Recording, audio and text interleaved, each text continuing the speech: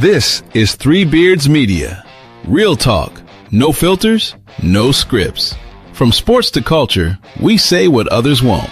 Turn it up, lock in, because it all starts right now. Live from the AKC Andrew Downs Studios and powered by Revelton Distilling Company. Me and Jake running down the street with a handful of comic books, kicking ass and banging chicks and drinking booze No, not and me. smoking weed. I'm married. Yeah, I'm married. Jake, Can't do that. yeah. Off panel, off topic with Jake and Tyler.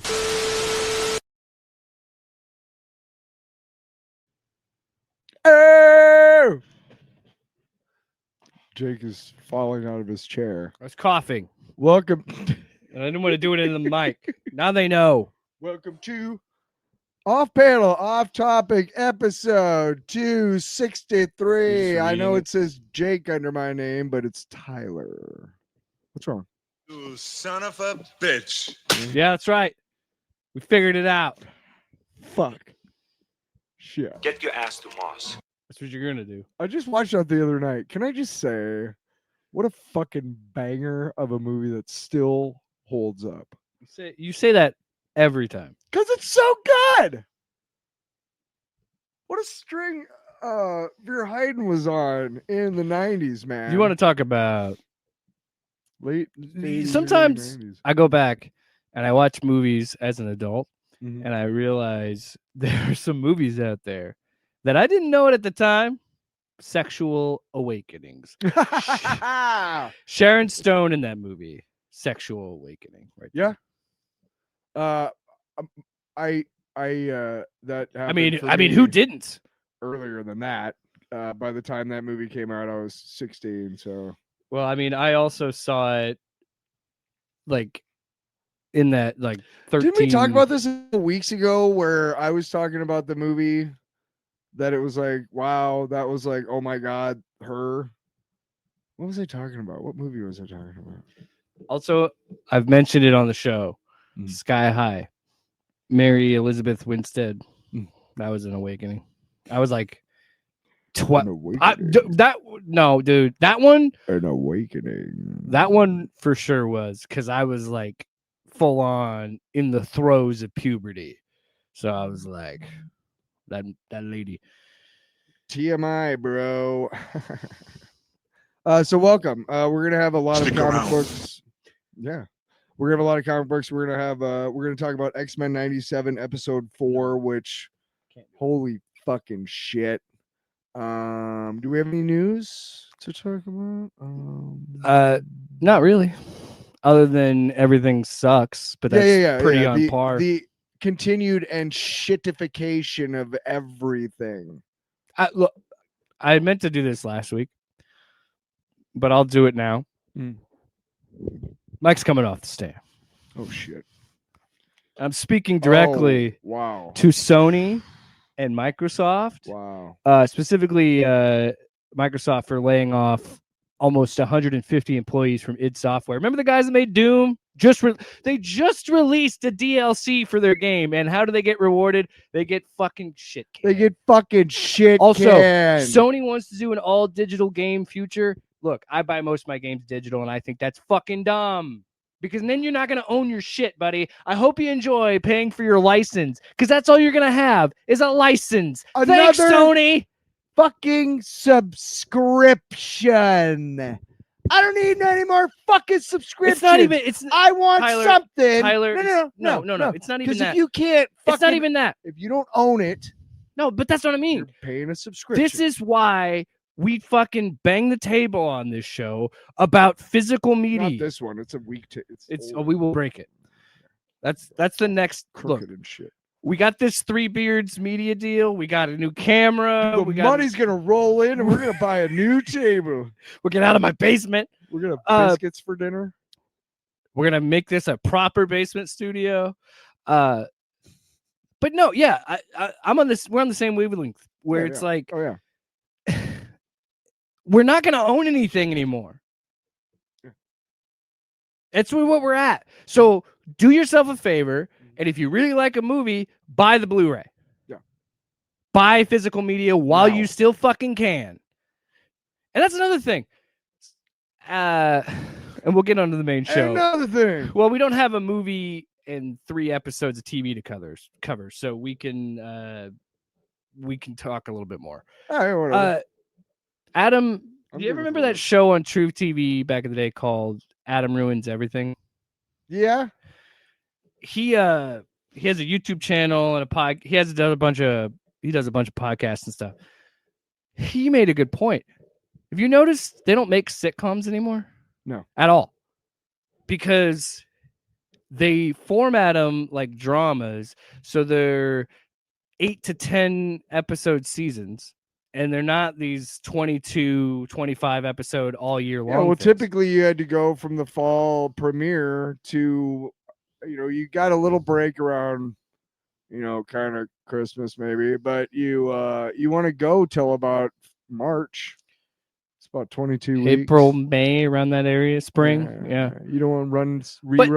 Another rundowns. thing he pointed out in that video, these shows are not, also they're filmed like dramas where they're all shot at once. And there's not a studio audience, and shows can work without the laughter. I'm not saying they can't, but what the fuck was that? It's a weird... Robots are taking over. I got weird feedback. Just keep going like it didn't. But yeah, they're being shot this way where a lot of times these shows take an evolution because the writers were still writing the season while it was happening. They'd shoot like, I don't know, like a handful of episodes, but while that was happening, they would make changes to the show. You don't have that anymore. And I'm just saying that goes back to how everything's changed, where we don't own shit anymore, and we're supposed to like it, and we're supposed to accept it, because look at what we did to ourselves. Look, I am just as bad as every fucking buddy else, dude. Oh, cool, my internet is Google, Gmail, and all of my passwords are saved to Google, so all I have to do, like, I do love the convenience of, like, I haven't been to PayPal in a long time, but because I'm using, Google, whatever, Chrome browser, which is Google, and I've got all my shit on Google, it'll just log me in. It has my password. Like, I like that. But while we were doing that, we were willingly giving up our own shit for a convenience that isn't super great. I mean, I could do without it. Yeah, you could still log in. I could do without it. And now they fucking own everything. And did it ever even fucking work? I don't know. Shit. I just say we need how about Cocainum. Yeah. How about my favorite one, which is that's my critical response to everything. I think fuck you. So nice to have it on the board. What? You know how long I've been wanting to do this? What? Anyway. Or this? Brilliant! And buddy, when I figured out how to make it work, I was touching bus. I've been meaning to talk about that. I seriously am fucking fed up with these companies, and it really is a competition who could be the shittiest, dumbest company between Xbox and PlayStation. It's pretty good, pretty stiff competition. Oh, and EA Sports, go fuck yourselves as well, you fucking rat bastards. So let me get, I'm whatever. So I promise we'll talk about the shit that we have planned, but I gotta say one other thing. This hobby of video games that I love is getting destroyed by capitalism, late stage capitalism. Yeah, unchecked. What? Unchecked late stage capitalism. Yes. And we're getting to that point now where Microsoft laid off 4,800 employees. And then you have Sony doing their bullshit. And then EA Sports releases a college football game, which is just a reskin of the same game every year. Gee. $70. Like Madden? $70. Fine. That's the market price. But then on top of that, if you want to make the game more enjoyable in an offline single player mode like Dynasty, you have to pay for it essentially, because the way that the game is, like, if you're serious about leveling up your coach and doing like all that stuff, awesome. it can cost you like up to $100 to get to where you want to go. You have to pay for DLC. You have to pay to make the game run. By the way, that feature that you pay for now, time out. Stupid. Here's the kicker, buddy, because it gets worse. The whole thing was, in those modes, there were sliders to tell you how fast you leveled up and got your skill trees, whatever, for your coach, which I love that footballs are RPGs now. And in the previous two games, you could do fastest on progression, so you could progress really fast, and it just made the game more fun. Yeah. Now, if you want to do that, you got to pay for it. That's essentially what I was getting at. And it's like, go fuck yourselves. You are EA Sports. You have the rights to the NFL. You have the rights to all of this college football shit, and it's not enough. Oh, and by the way, they're getting sold to the fucking Saudis, so fuck them. I truly cannot believe how evil, how consistently evil Electronic Arts has been in the however many years it's been open. Well, they are truly the scummiest, most disgusting pieces of shit in the game. Let's be honest. Any corporation that owns an IP that they know people want is a scummy piece of shit. Yeah, they don't give a shit. Because they know people are going to buy it. You think Sony gives a fuck about Spider-Man except for the goddamn money they can fucking print off of it? Hey, here's a fucking Craven movie that sucks. You know what? Tax write-off. So I think this is good. We front load the show with things that piss us off, and then we talk about things we like, right? So let's get into it. Yeah, we've been stuck at 15 people. Well, let's change this. It's a long box. It is the fucking long box. This is where we talk about what we're watching and or reading and or consuming as humans. Tyler, can I go first? Yeah. Because I love the dichotomy of tonight's episode of. We have a full spectrum by the way, represented by our long box. I didn't say this earlier. To the people that are watching live, thanks for when I was flipping them off, I was flipping off Sony and stuff. I hate that I have to do it towards the camera to be like, hey, should I have done it towards you? So that I feel like we got up to like 18, and then I started doing that. And we went back to 15. They were and I was like, shit. All right. So my long box is a movie I watched a couple weeks ago. So I had one of those rare moments in a dad. By yourself. And to the dads out there, I was looking into the distance. To the dads out there, you can understand this. The wife and kid were gone. So I had an open weekend. And the funny thing is you and I were talking about this. Nothing changed for me. I just had more time to play video games. That's really the only difference. I still cleaned my house and mowed my lawn and stuff, but there just wasn't a 4-year-old trying to beat me up. Hey, I got a plastic sword. I'm gonna cut your leg off. What? It's night training, dude. We got to do it. And by night training, it's 2 foam swords and 2 Captain America shields. I used to be. I'm a alcoholic in recovery. For me, night training used to be drinking bottles of fortified wine until you barfed and then boot and rallied. And my version is getting beat up by a 4-year-old. What are we gonna do tonight? We're gonna night train. So any Hoosiers, I actually drank more Thunderbird that weekend, and that's another thing I noticed. I've been, you and I were talking about this. I've been trying to make a point to watch because I feel like I haven't been enjoying movies as much, like I'm watching as much, because I usually end up playing video games or hanging out with my wife or reading or whatever. So I made it a point to watch this movie. I've been meaning to watch this movie. Have fun. Good luck. Have fun. Don't die. Mm-hmm. We are total Sam Rockwell stans here. 2 things going for this movie. 1, I love me some Sam Rockwell. 2, I fucking love Gore Verbinski. Love that dude. It's been way too long since he's been making movies. And yeah, man, get back to it. What was the last one he did? Yeah, you don't know. The Lone Ranger flop, I think, was the last one he did. Army Hammer So was the in that last fucking guy movie. to If that tells you work with anything. Army Hammer, maybe that's why he took so much time off. Oh, He's like, fuck that. damn it. Guy was a No, douchebag. we can't talk about Army Hammer. We're out of the angry section because I was going to say he can't play the victim with that whole citizen vigilante. movie. Oh no! All we got to do is say Army Hammer's a piece of shit, and then move on. Yeah. You read that jingoistic script, brother. You knew what you were getting into. See, you're already getting way more into it. Just That's Army it. Hammer's a piece I'm of moving shit. on. So your movie. I'm moving on. So your movie. So this is his first movie in like 9 years. No, it's more than that. I can't math. When did that movie come? Anyway, it's been a long time. What? The other thing I was doing is I was eating these chips while the movie was Oh on. God, we're having a conversation on a podcast. God forbid. You fuck. So what was the fucking I don't want movie? to talk about the movie now. Anyway, Sorry.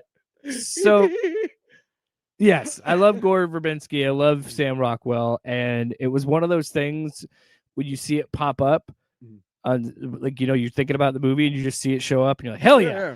As soon as I saw it, I clicked. I was like, I need to see this movie, and my wife's pissed because she wanted to watch it with me. So I'm like, I will watch it again.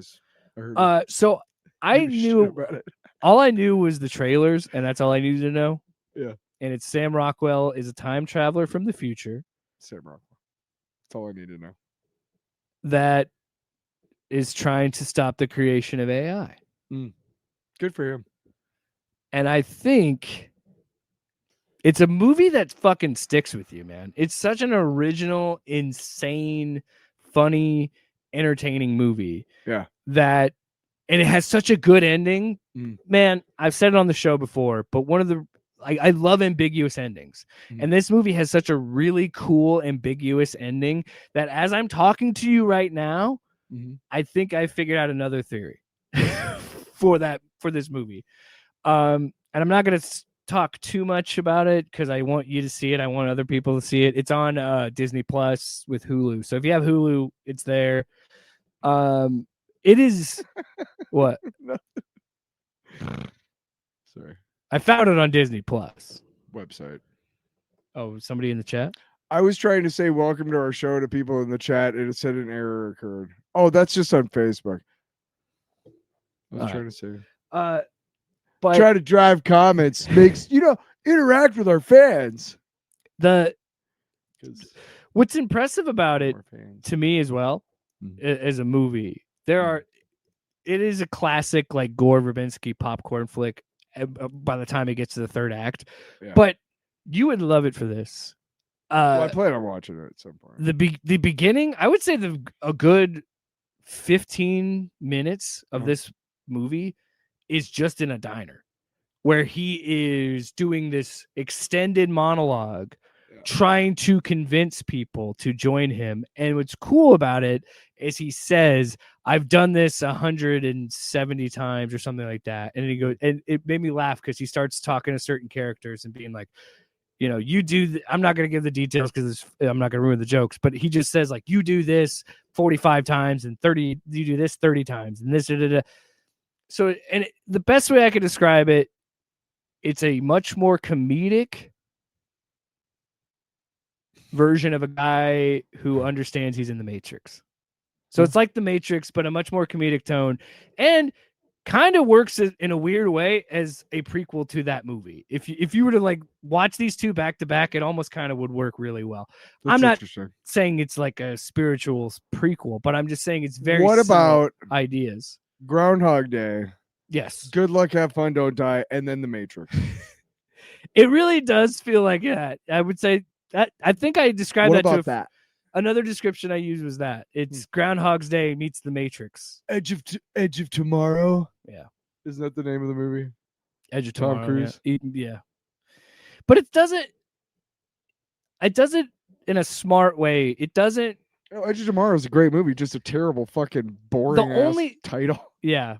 And it plays with like time and time loops, but it doesn't ever do the cliche time loop thing where you're replaying the same scene like 4 or 5 times. Sure. It's him when it's referenced, it's only him referencing it to other characters and dialogue. You're not seeing the same scenes over again. Which is cool. I like that because I'm kind of sick of these fucking time loop movies. I gotta be quite honest with you.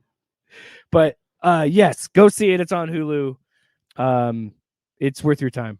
It's a really funny movie, and it's very, very pertinent for the time we're in with AI and shit.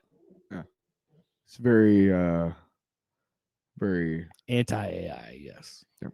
And I respect two of the my favorite time travel movies, sort of. Tenet. And I still need to see that. Primer. You ever seen Primer? I've heard of it. I've never seen Primer is awesome because it's so low budget. Oh my god, there's almost no special effects. I've heard it's one of the best time travel movies. It's insane because, okay, so all you need to know is that they have to do something in order to avoid splitting the timeline off. They have to avoid meeting themselves when they're back in the past.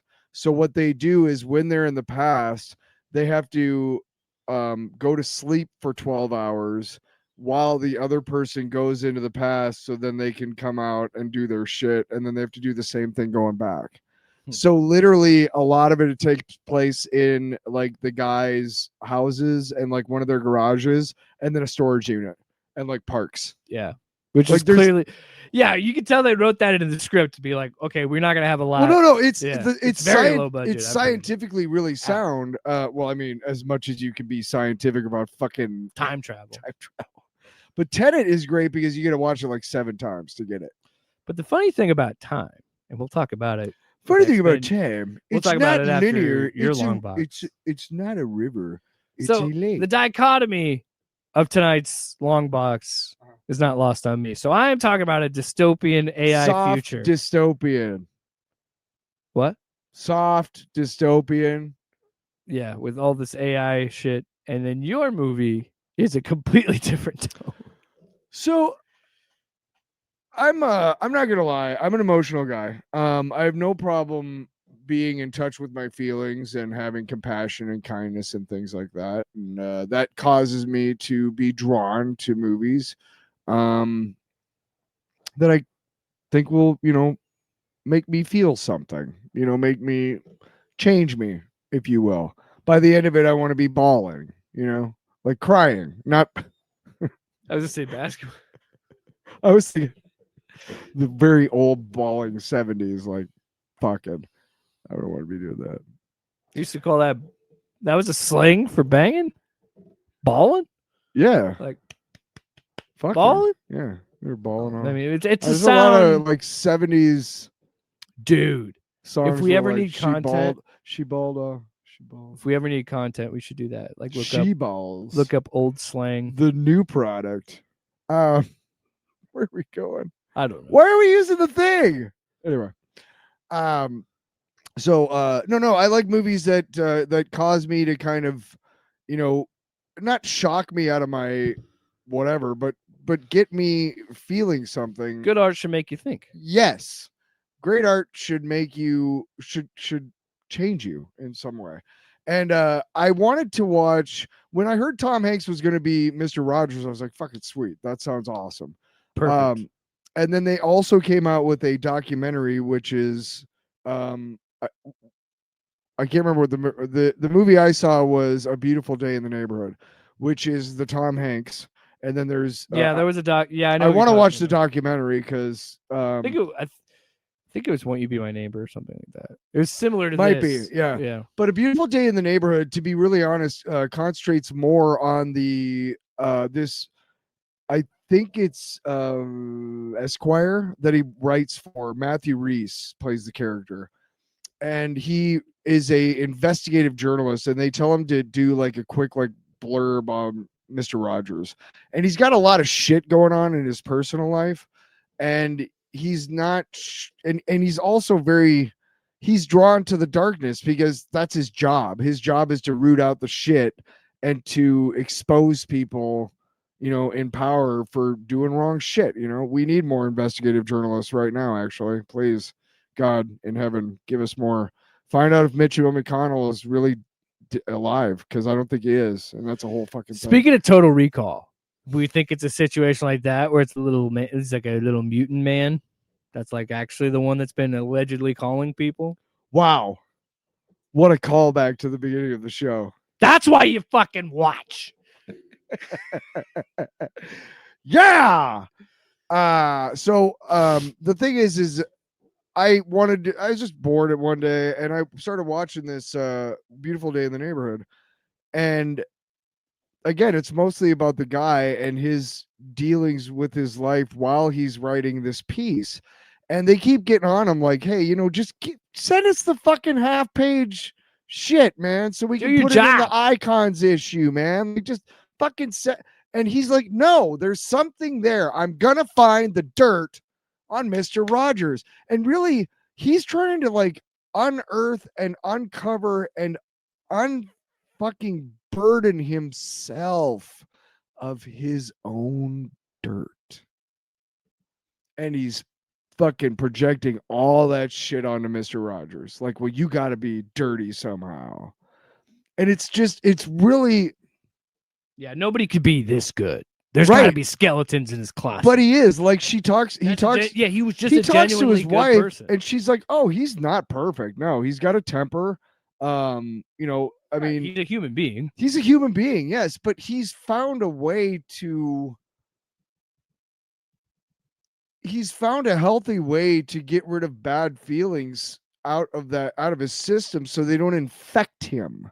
Look, whether you like it or not, people who are out there like, helping, people who are out there hating, who are out there, I'm going to say it, right-wing motherfuckers who are hating on marginalized groups of people because it's easy, billionaire fuckers who are preying on poor people. Go fuck yourselves. You're all infected. You're infected with this fucking sickness called greed. Find a way to deal with it in a nice way rather than fucking funding a genocide in Gaza. Well, anyway, here's what I'll say to it, because I want to piggyback on that, because you're right. And I'm like, please stop making it our fucking problem. Yeah. Please. Let it be your fucking problem, because I got my shit to deal with. You got your shit to deal with. Yeah, Why is it gotta be my problem? I gotta pay taxes like 97 different times a year, and fucking this giant billion-dollar corporation gets a fucking government handout from my fucking tax dollars. That trillionaire, by the way, Elon Musk, got all this money from government subsidies. So. Yeah, you piece of shit. You didn't come up with a fucking single idea in your life. Anyway, get back to the fun and the niceness and the compassion. Yeah. I loaded in something for the next segment because oh my god! Speaking of fun. Where'd you load? Well, no, I'm almost done. I thought you were. No, done. I wasn't done. The point is, the movie's really good, and it made me cry a lot because Tom Hanks does a really good job. I mean, you could tell it's Tom Hanks, obviously, but he just such a good job of inhabiting that body, that space. And there's a moment at the very end of the movie, the last shot is just this long pullback from the set. They just finished filming a show, an episode, and he's saying goodbye to everybody. It's just kind of a pullback, like up kind of away, and all the lights are off. And Tom Hanks, as Mr. Rogers, walks over to the piano and he starts playing the piano. And all the piano that was in the show was played by Mr. Rogers, Fred Rogers. So he's playing the piano, and then at one point he kind of stops, and then he just goes dun dun dun dun dun dun dun dun, dun, and then he starts playing again. And you can see his fucking healthy way of he just had to just get that shit out, and then he's fine. Like, it was just really kind of a nice touch to the end of the movie. I had a moment like that, not of rage, but Father's Day is always kind of. I think it was more frustration. Yeah, but I was just gonna say, I totally get that, and I had a moment similar to that where Father's Day is tricky because it's bittersweet, Yeah. For me, and I didn't mean to say yeah. I meant I. Oh, you were like, oh yeah, right. No, but I had a moment. I was sitting in the car with my son. My wife ran into the store, so it was just me and him. He's napping, and I'm sitting in the car. And I don't know if it was a song or if it was something I saw on my phone. I don't know what it is. But I started to get emotional.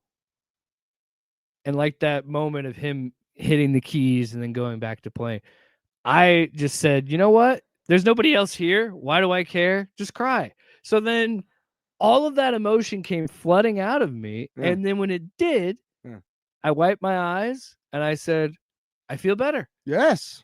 Because you just got to let those emotions out. That's why, and that's what I'm saying. Like, that's where all that frustration and all that You bitterness, have to, because you're not letting yourself express I've been yourself. in therapy for, off and on for a few years, but with my current one, like 2 years. And one thing that she has helped me understand is that you have to go through those feelings. Like, you don't like it, and you don't like feeling, like when I'm walking in to my apartment at night after a smoke, occasionally my paranoid brain will be like, zombies, just cuz. I run up the stairs when I turn the lights off down here. Right. Well, here's the thing. I don't run. I force myself to walk slowly because I know there's nothing wrong. There's nothing down here. But I need to feel that primal fear, whatever it is.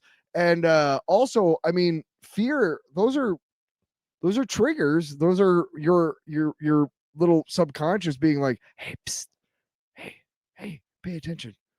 So it's not an unwarranted thing. It might be like because you're, putting shit into your head like there's ghosts down the basement. But it's worth. I totally get running up the stairs, of course. Yes. It's dark. It's worth, next time that happens, try forcing yourself to walk up the stairs. Oh, I've done it. I've done it before because I've said to myself, my brain. Oh, I've done it before. No, I know I've had those moments too where I was like, what am I afraid of? It's just because my brain knows to trigger me to say it's dark, be on alert. Yeah, exactly. It's just from the caveman days. Yeah. We are, before we. Oh, you're right. Yeah. Just did our long box. We're gonna do two. We got 6 commercials. We'll do 2 now. Just play the ads. Yeah, we'll be back. We'll be right back. We're talking X-Men 97. X-Men 97. What happens when Iowa grain meets world-class craftsmanship? At Revelton Distilling Company, every bottle begins right here in the heartland. From locally sourced Iowa corn and rye to the final pour, our grain-to-glass process ensures exceptional quality in every sip. Whether you're enjoying our award-winning mulberry gin, smooth honey whiskey, or rich whiskey and cream liqueur, you're tasting the best of Iowa in every bottle. And now, Revelton can ship directly to 48 states across the country. Visit ReveltonDistillery.com and have Iowa's finest delivered right to your door. Whiskey lovers, get ready for the ultimate experience at Whiskey Fest 2026. From exclusive tastings and live music to unforgettable networking and premium pours, this is the can't-miss whiskey event of the year. Kick things off Thursday, October 1st with the Women in Whiskey Dinner at River Center DSM. Then Friday night, October 2nd, enjoy the VIP whiskey tasting event at the Meridian in West Des Moines.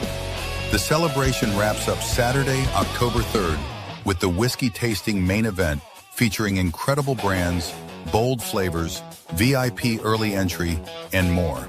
To top it off, Old Man Strength will be broadcasting live Friday night from the VIP event. Raise your glass and join the experience at Whiskey Fest 2026. And we're live again. Just kidding. We've been live for like 3 seconds. I know. I was trying to get back into the show. Time out. Look, I get it. Time out. We start doing the skiddly. No, because I don't want to interrupt that, and I want to do that with you. But I'm going to interrupt it right now to just say, Disney, we understand it's a universal app. You put it in front of every TV show, but get that fucking skip intro off my screen. Yeah. When X-Men 97 is on, I don't skip. You know what other show I don't skip the intro to? Barney fucking Miller, dude. No. Do you remember Frasier? Fuck you. Toss that. That's the exit, by the way. It's always at the end of the show. Give me the break. It happened again. Toss salads, scrambled eggs. I only say that because I fucking hate Kelsey Grammer, so I'm really fucking mad that he has. You see the Frasier reboot? Oh, I just hate that he has one of the best sitcoms because that show is so funny. Cheers still. And I tops hate that he's Frasier. Beast. Cheers I still really tops. hate that he's Beast. Yeah, and really good at it too. I know. Really good at it. He's a good actor. That's what's He so was in a whole frustrating. movie, and he's been in 2 cameos now, and I can't think of anybody else who could be a better. I Beast. struggle watching this show because I can't not think of his voice when I think of Beast. You know could what I be mean? right. You're right, You Niall. could be right. You're right, Charles. Magnus. My boy, I was fighting for mutant What do rights we- before you even had claws. I don't know why my Kelsey Grammer went up in pitch, but you know. I'll eat your ass. So anyway, I fucking will. that's what I said to this episode because my Oh, wow. God, Yeah. what a okay. We Did we? Are we yeah, gonna do the skittle? oh yeah.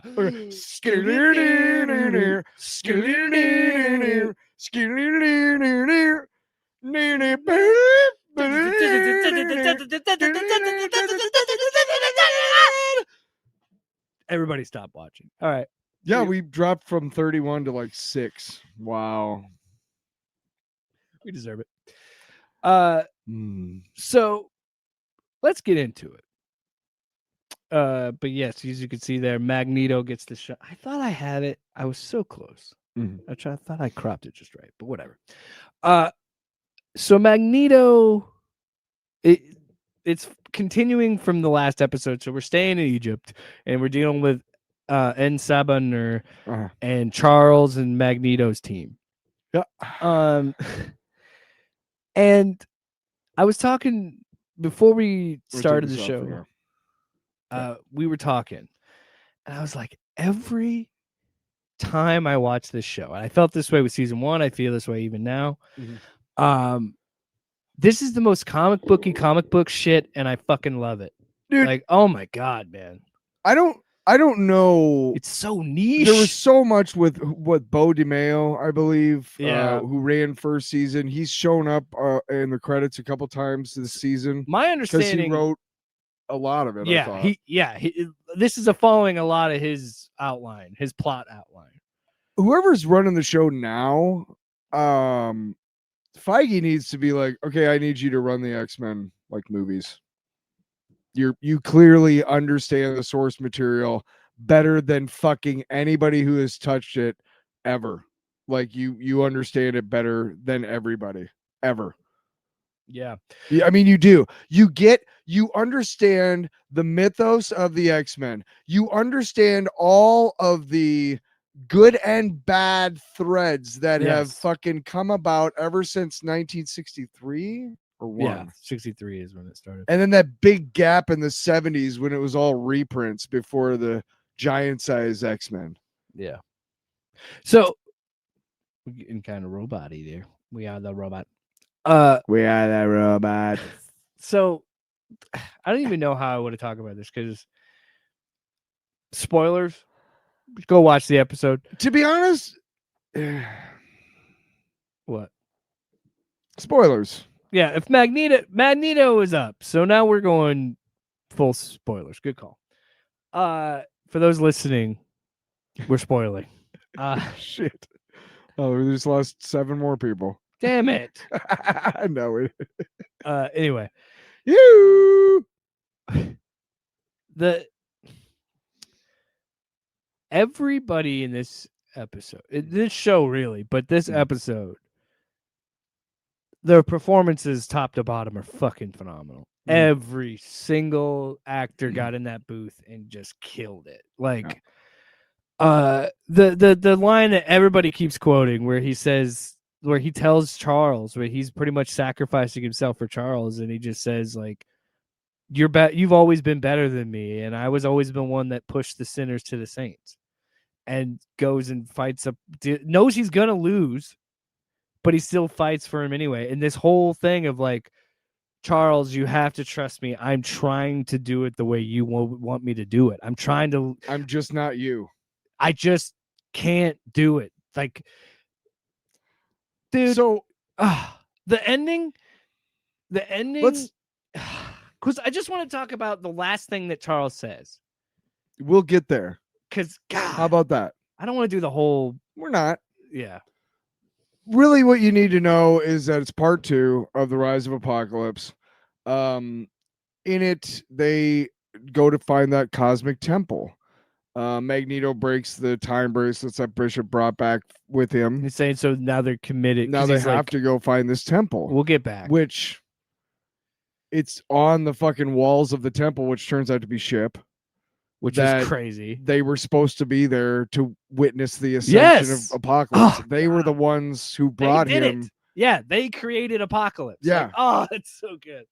Well, and the fact that, because Rogue is like, this feels like deja vu. And Beast's like, because we've been here. Because we've been here before. This is ship. And then it's too late. Yeah. And then, I mean, fucking. The fact that.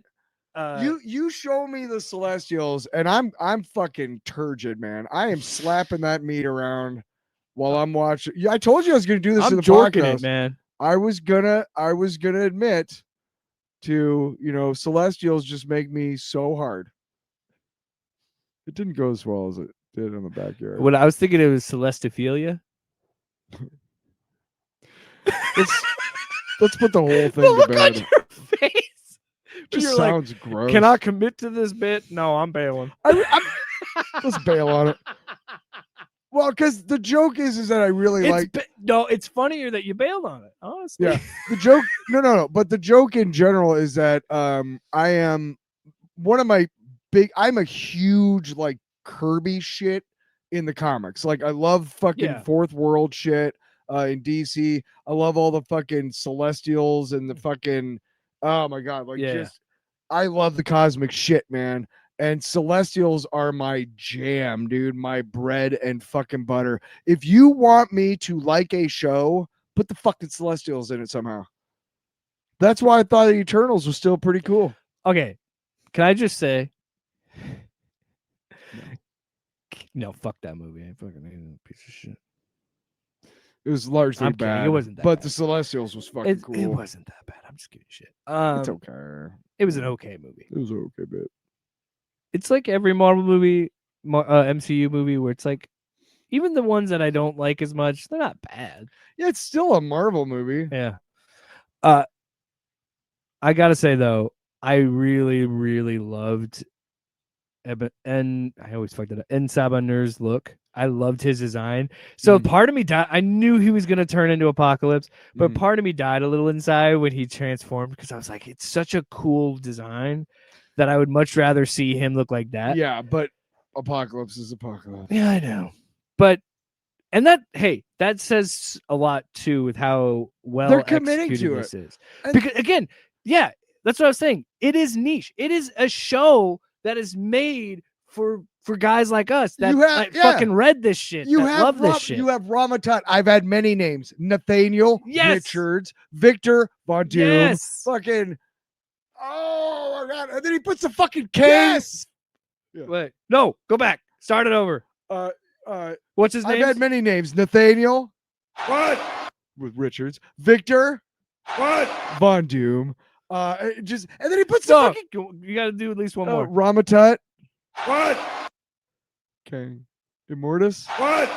He doesn't say these in the. I just know them. Yeah. The Crimson Commando. I gotta say a couple things, but I also think that this show handles Kang fucking better than the MCU ever fucking did. That's not true. I liked how they handled him in Loki, but yeah, I like how they handled him in this, where with it being Ramatut, like you were talking about, and like that scene with Charles is fucking awesome. The fact that he reached out to him and then he pulls him into they have this whole conversation astral on this plane, yeah. And then like the fucking dude, the voice acting again. He's just chewing the scenery, but it's so good. And I love that. By the way, I love that Kang is a shitbag. I love the fact that Ramatut is this big dick swinging dude, and then the second Apocalypse finally wins, he just goes, "Well, fuck it." Sure. That was my favorite. Peace. One of the nerdiest lines of the show, but my favorite was that. It was like, it's not my timeline to conquer. I'm like, Kang And the you Conqueror. have external power. I gotta say, as good as the show is Which is about just a weird being drop. serious, Mm. sneaky funny at times, because Ramatut only speaks in time. Like, he always has some weird like thing about, because he's like, we'll find out in time, and it's like him winking at the and then what does he say when he puts the helmet on and he gets in the ship? He says, can't remember. time will tell. Yeah. I'm like, you fucking Fuck dork. you. Later. I think it's interesting that maybe Marvel is going back in the idea of like, hey, maybe trying to make Kang the next big thing wasn't right, and we're gonna just steer into Doom. Like, I think they were already gonna go that way, and then everything Sure. that happened with Jonathan Doom Majors was- kind of just solidified it.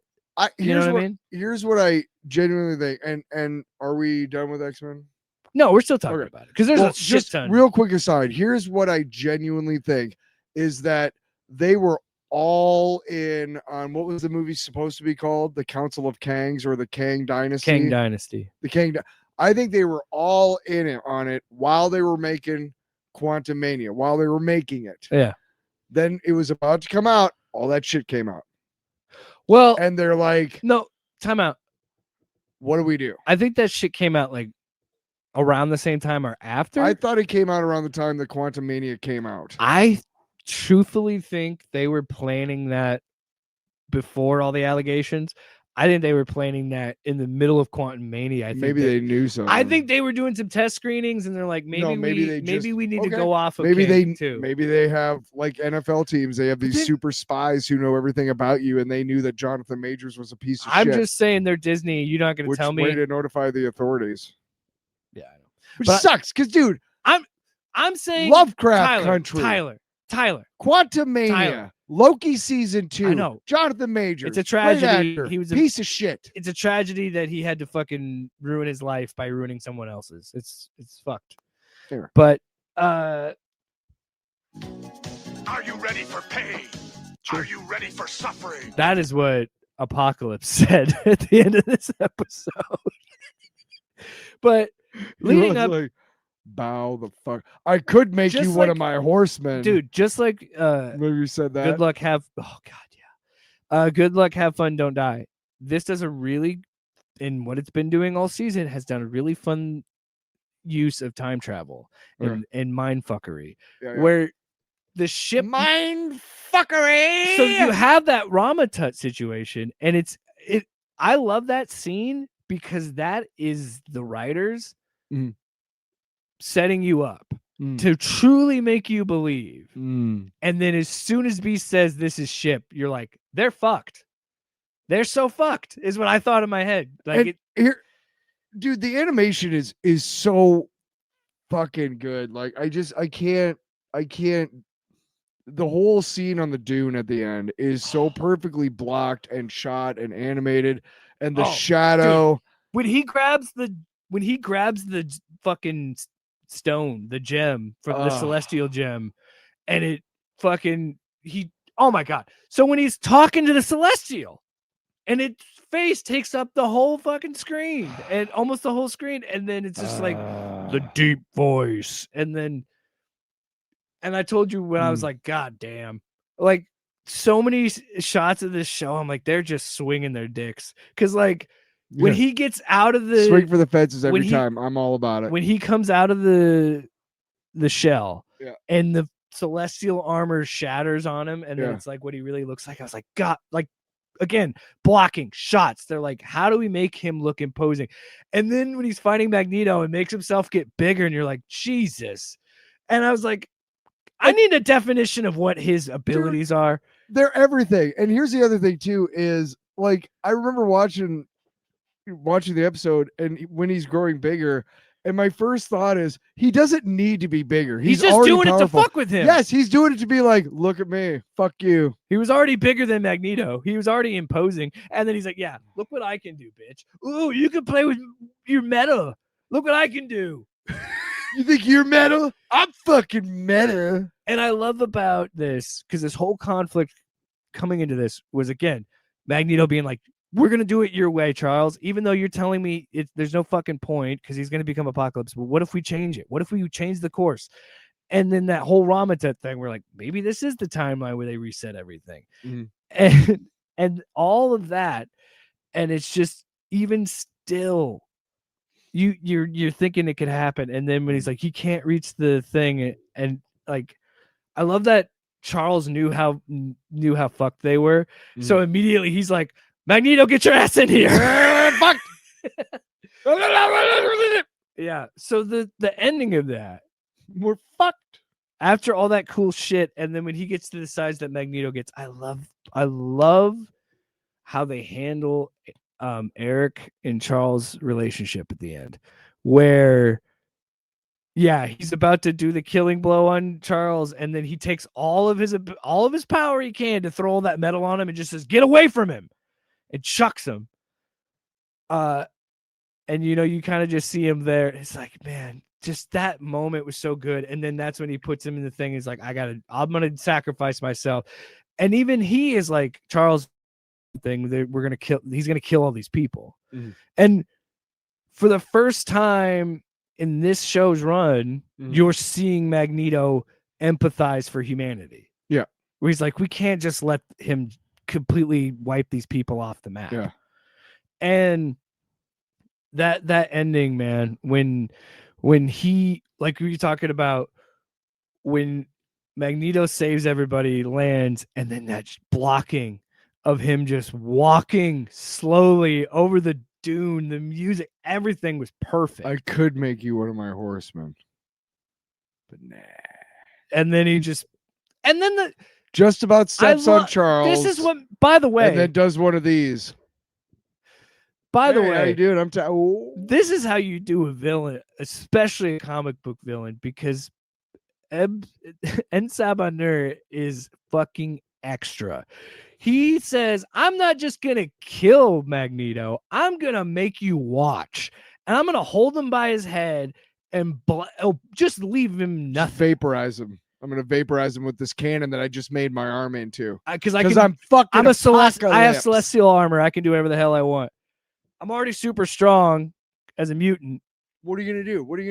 And then the final thing of him walking up to Charles, putting his boot on his fucking forehead, and then just walking.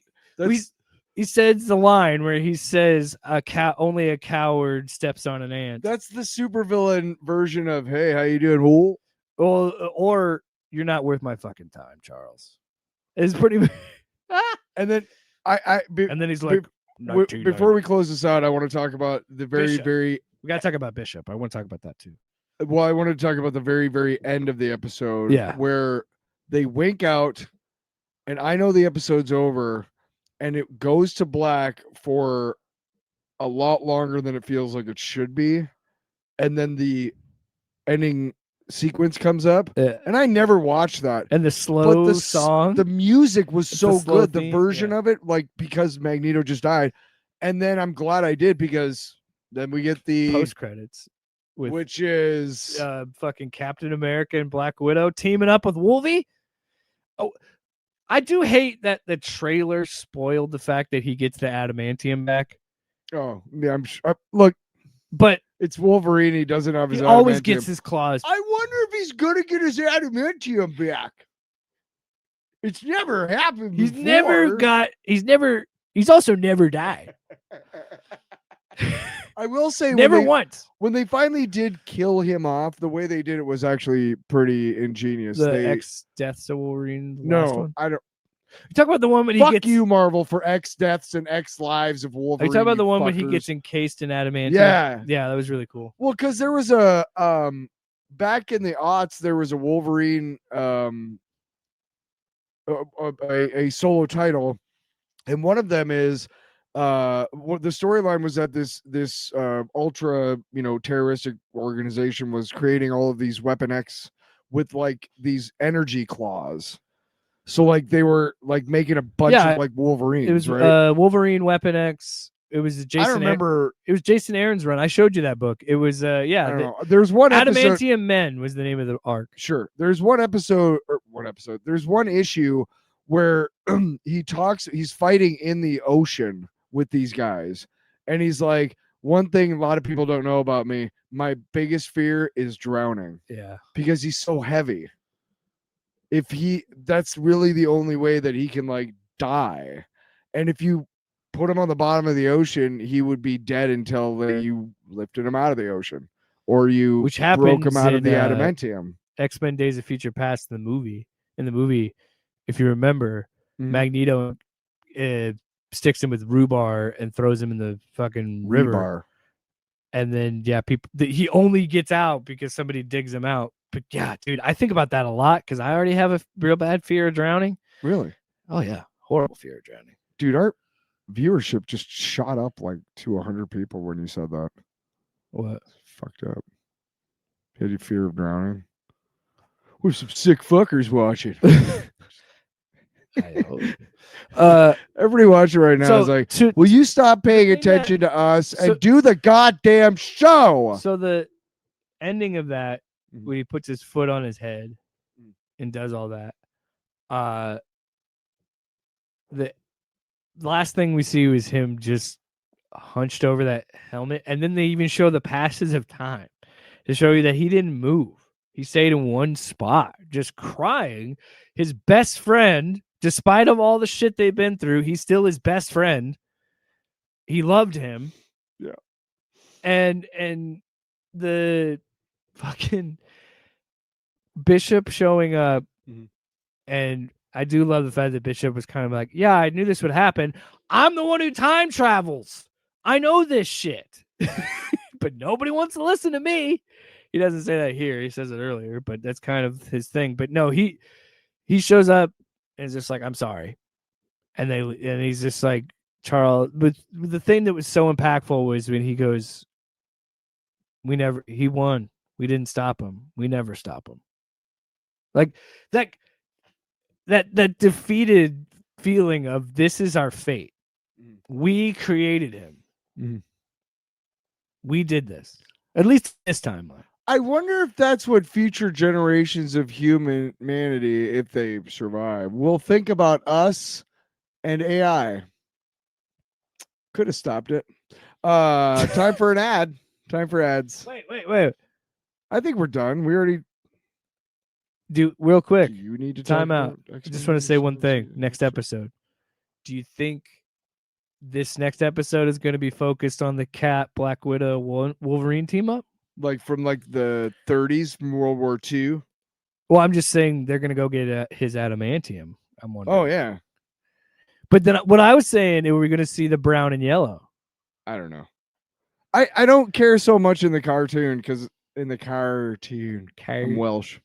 And we've also said this as we are going to finish it here.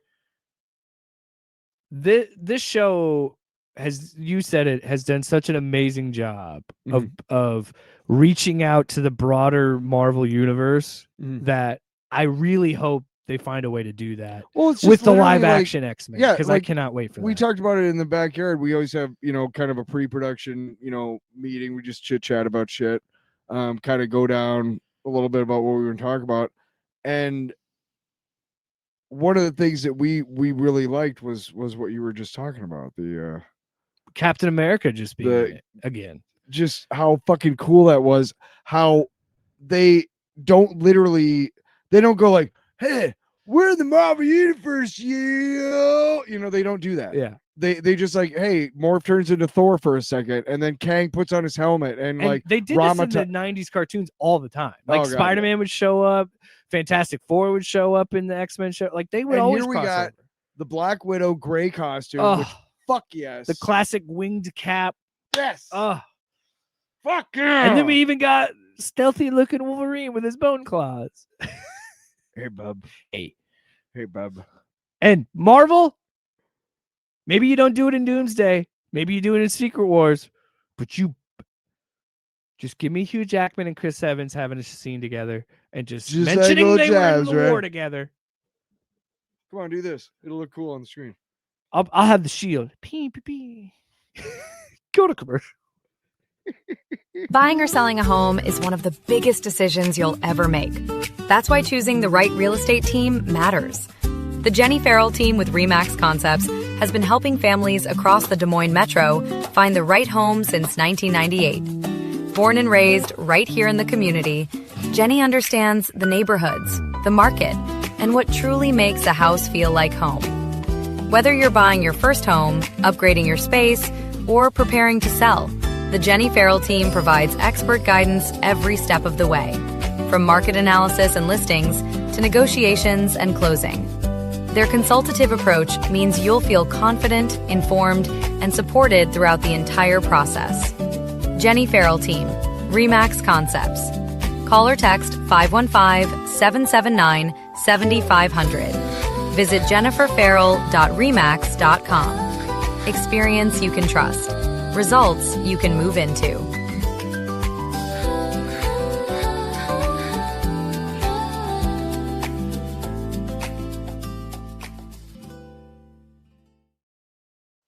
This is a big meeting. All the families are going to be there. I need the best Italian restaurants you can find. Authentic Italian restaurants. About Fazoli's.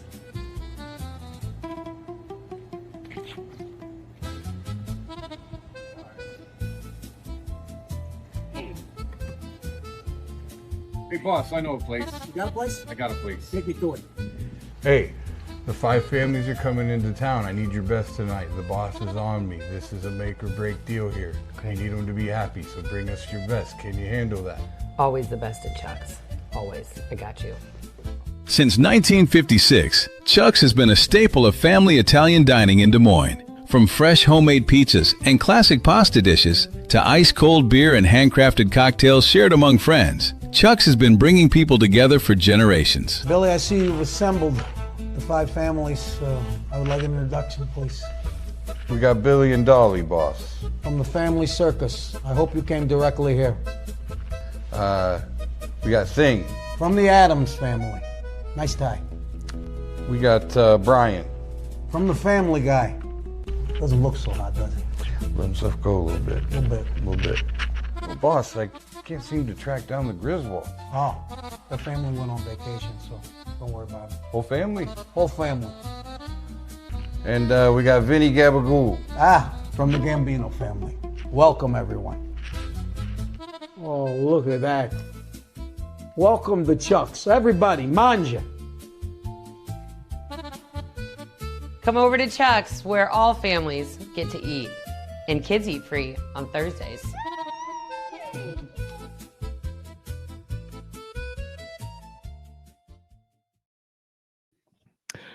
I don't know if you saw.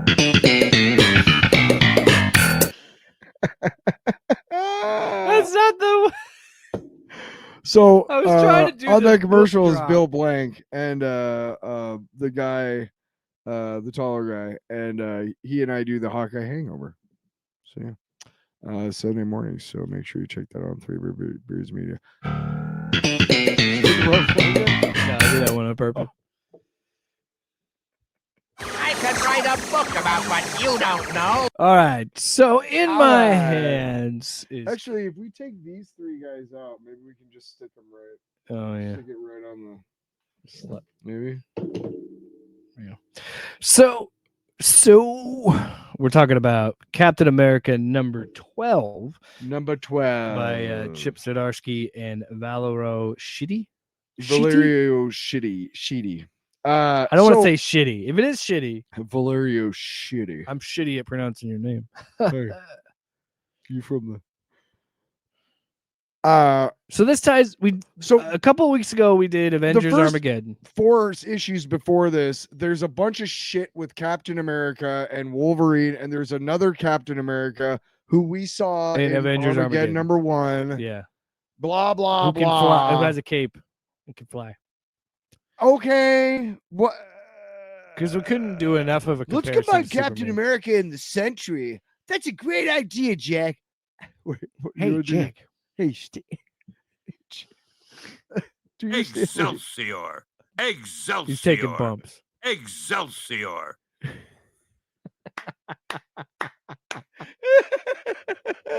That's an inside joke for those of you who don't know. We like to imagine the Marvel bullpen of the 60s, just a den of coked sex out of and their mind. drugs. Maybe they were. I don't know. Wait, what did you say? Put some of that on my penis, Jake. Sorry. What? What? You ever heard about putting cocaine on your wiener?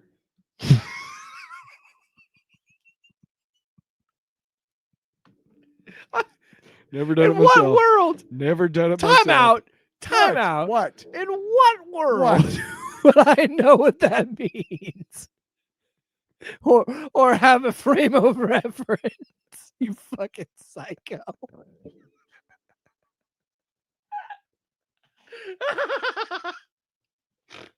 Anyway, so Chip Zdarsky, America 12. The only cool thing that came I out just- of it. The whole time during this, you haven't used cocaine once, which is funny. Oh to me. yeah. Oh. Hey Arnold, what did you say this was? Cocainum.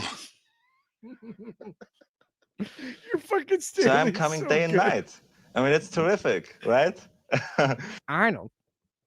Hey, Arnold.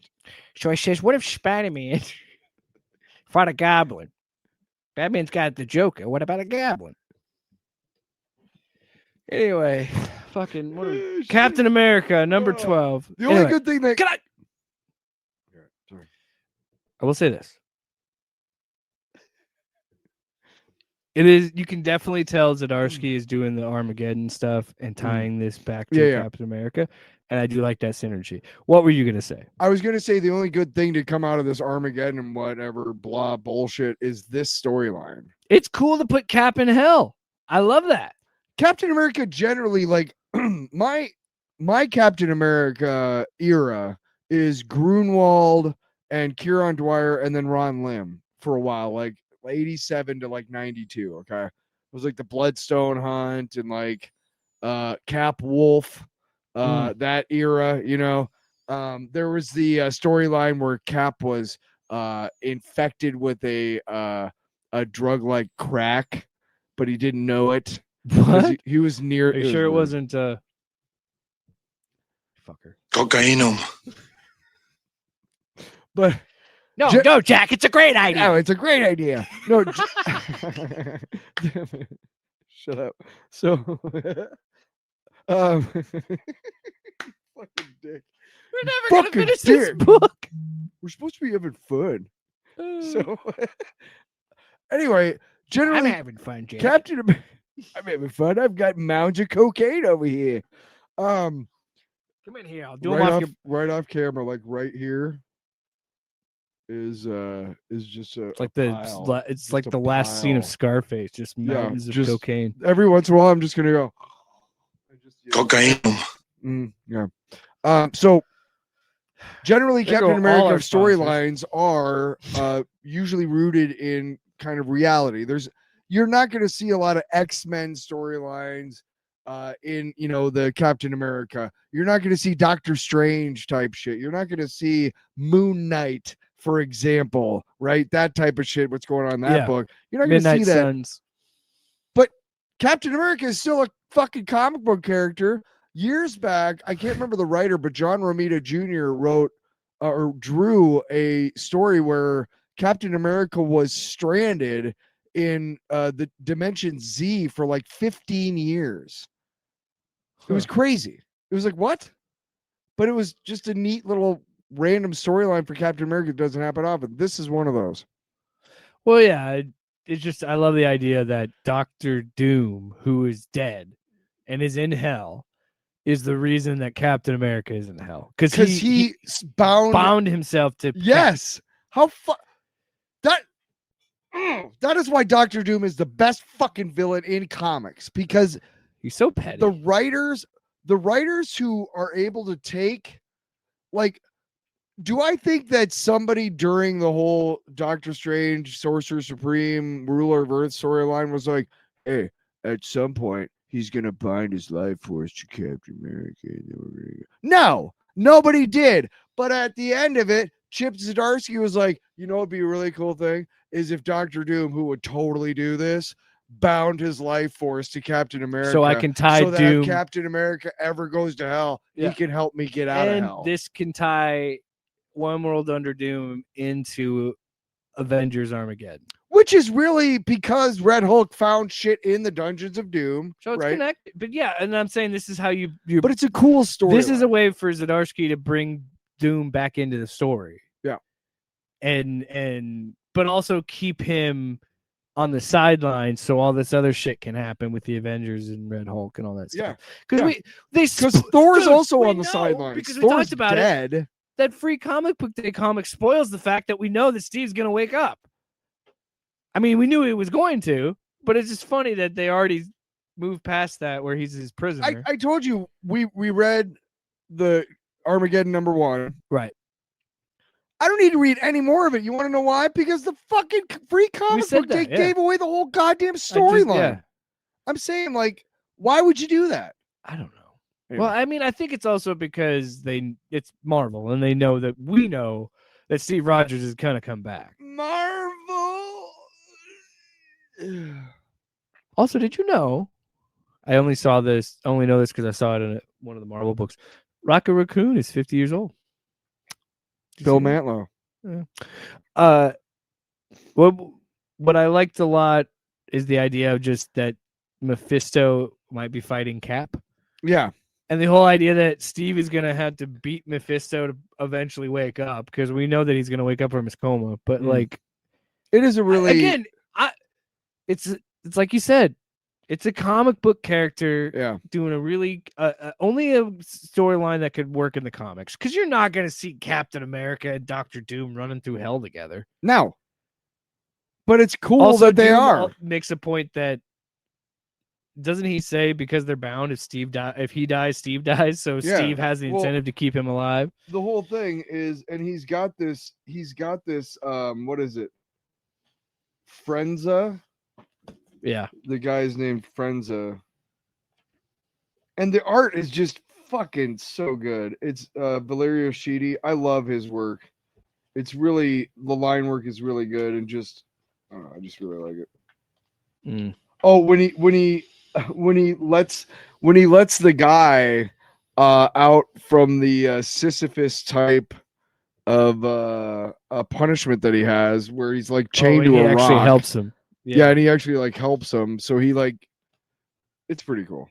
It's a fun issue. It's a fun book. I've always liked however long. And Hell's Angel, I was like, what is this about? And then of course, Captain America is Hell's Angel. Rod Strong. Welcome back to the same old place that you live in. What do you want to grade this one? I'm gonna give it a solid B. I don't really care for all the storylines. We've talked about what's all the stuff going on in the Marvel universe right now, and how it's like, how do you I know you guys have done comic books where it's like, let's look at what the average person who lives in the Marvel universe goes through every day. I cannot imagine that there are still people around. I imagine that there would be mass suicides because they'd be like, how the fuck can we even comprehend this shit like every fucking day? Like, it's just insane, right? It's like our timeline right now, but with superheroes and gods and shit, right? I gave it I give it a B because it's a really solid book. But again, I wouldn't give it an A because of all the bullshit that's involved with it, with the crossover. Anyway. Sorry, did I go too long? I could write a book about what you don't know. Bizarro. Year none. We can put it right in front here. Number 2. Kevin Smith, Eric Carasso are the writers, and the art is Nick Batara. So where we left off with number 1, or do you want to hold it? You said you wanted to look at it. We have Jimmy and Perry are stuck in Bizarro's world. And they're just doing their normal things. Of course, Jimmy becomes the editor-in-chief of the Daily Planet. Right, and Perry is the coffee gopher. They flip their roles. What I liked most about this, and it was pretty clear last issue, but it shines more, I think, in this issue. This is a Perry and Jimmy book disguised as a Bizarro book. And Bizarro is heavily featured, and he is a big part of it. I love the art sequence when it's Bizarro talking to Lois Lane. Dude, like it's I love how disgusting very and ugly this book looks. Yeah. Yes. And it's intentional. Yes. Because it's Bizarro's world. Like the 2-page title page, Meet the 2-page Supermans. splash. Like, look at that. That's amazing. Yeah, Meet the Supermans, issue number 2. I think you said it's a 5-issue miniseries. Is that what it says? Does it say in the 5 or 6. That's on the front. But what I really liked about this issue is yeah, it does that say. the first one, like Perry uses the idea of the silly putty. Yeah, at the beginning of the book, because Jimmy's kind of like trying to figure out what's going on, and he explains the whole silly putty thing of like, oh, Bizarro made a copy of our Earth. Yeah. Where he thinks this is how you be Superman. But everybody is man bites dog. So this guy. Oh, it's all backwards. Yeah. Yeah, this guy is running after this dog, so he knocks over Perry. But what I really, really liked is first we have this strange person who we don't know, but they're making graffiti all over town, and they're not seemingly affected by what's going on. Cat Grant, you got that page 2 copy, Cat? Right here, Chief. This is a photocopy of my ass, Chief. Yes, it is. And like her eyes are all fucking like. Yeah. I love it.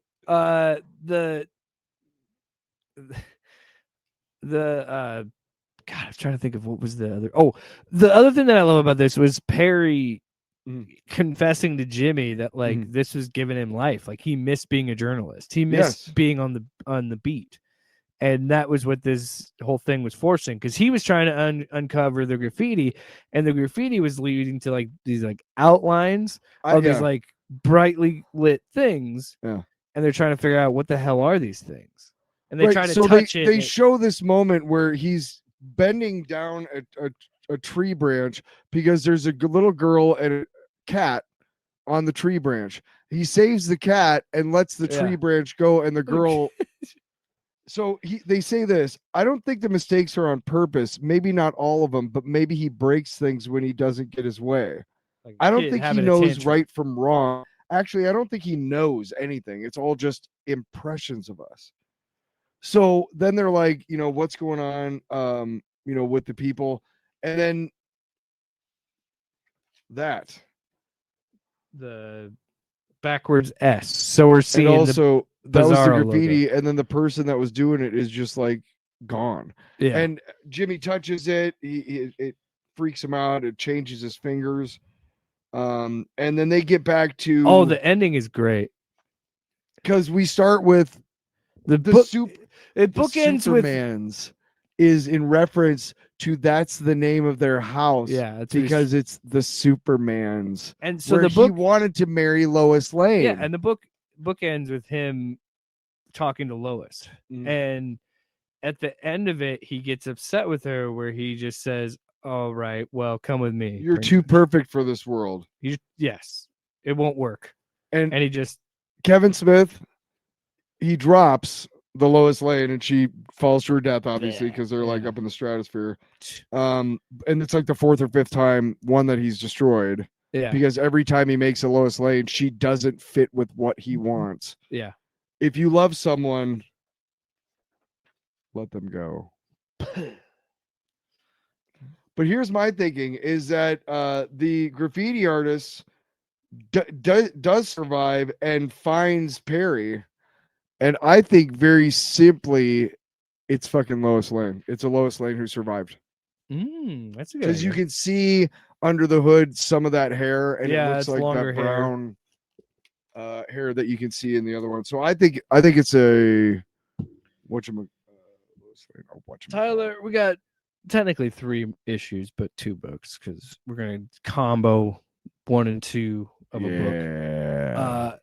We're gonna take one more break, right? Take our last break because I really want to cover these bad boys. Yeah, that's fine. All right, so we'll be back in a second. Not every animal gets a fair shot, but that's exactly what Animal Lifeline of Iowa is here to change. Since 1986, they've been stepping in for the ones who need it most. injured, abused, orphaned, and special needs cats and dogs across Iowa. This isn't just a shelter, it's a lifeline. As Central Iowa's only no-kill shelter dedicated to special needs animals, they provide life-saving care, rehabilitation, and the opportunity for every animal to find a forever home, no matter how long it takes. But here's the deal. They can only save as many lives as the community supports. So get involved. Donate online. Hit up the Animal Lifeline thrift store, where every purchase fuels their mission. Or, better yet, find your next best friend and adopt. Because every tail wag, every purr, starts with someone like you. Animal Lifeline of Iowa, where we provide much-needed TLC and a safe space until they find their home. In the heart of Des Moines, one name stands above the rest. Step inside, where tradition still matters. Warm, familiar, unmistakably Iowa, where every guest is welcomed like family. Service that's personal and never rushed. Fresh starts made daily.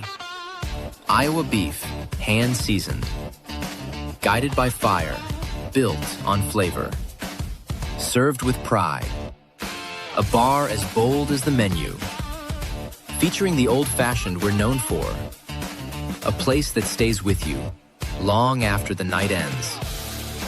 Iowa Beef Steakhouse, 1201 East Euclid Avenue, Des Moines. Steak done right. I could write a book about what you don't know. All right, ladies and gentlemen, for the first time, we are finishing.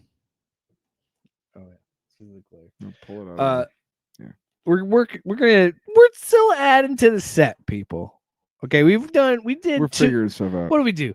260 some episodes of that video. Okay, we're getting used to this, but we're gonna have it easel next time. The thing that sucks is that with the ring light, which is great lighting for us, all the comic books these days are fucking shiny. Yeah, because the pages, and I love the pages. I love it. I love it. But sorry, newsprint. Wait, would not be. Can we fuck with them right now? I love it.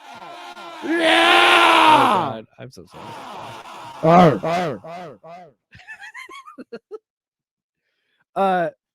We are finishing. We are an a absolute couple book. of idiots. Oh, also, did you see? I don't know if you saw this. Scott Schneider stated. Scott Schneider stated. He has no plans to stop Absolute Batman. Has at least mapped it out to issue 50 at this point, and I'm like, keep them coming. Oh, you know what? I'll bet you. I can imagine this happening every day in the DC offices. Hey, so when are you guys gonna wrap up the Absolute Universe? Never. Because the deal was like 12-issue series, and then Superman comes back from KO, and just wondering, like the regular Superman books sales are like way down. Nobody cares what the fuck is going on with Batman in the DC universe, because why would we give a fuck about that fucking panty waste? Here we are, issue number 12. Panty waste. The end of Absolute Martian Manhunter. Still don't get it. I'll explain it. At least this is what I took from it. A very beautiful book. A very gorgeous book. Javier Rodriguez is awesome. Denise Camp on the story. On the taps. On the words.